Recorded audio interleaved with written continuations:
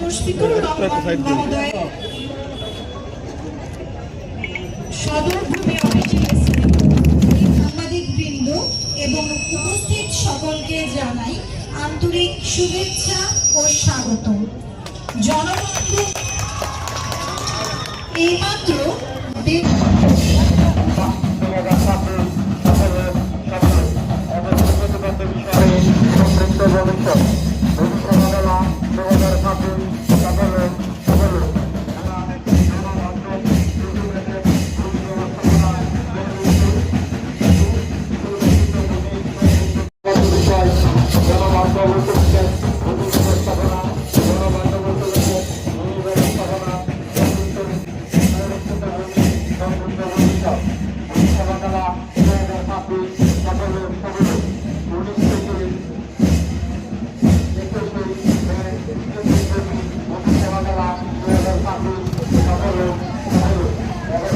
পাবে না।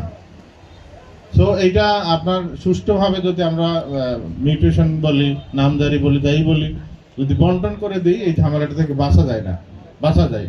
আর একটা বিষয় বলে আমরা আসলে সবাই এখন আজকে যে সিস্টেম আমরা দেখলাম, আমাদের স্টাফরা স্বচ্ছতার সাথে জবাবদিহিতার সাথে কাজ করবে এবং আমি এটাও বিশ্বাস করি যত বেশি আমরা প্রযুক্তি বন্ধ হব তত বেশি আমাদের কাছে যে অভিযোগগুলো আসতে সেই অভিযোগগুলো কমে যাবে।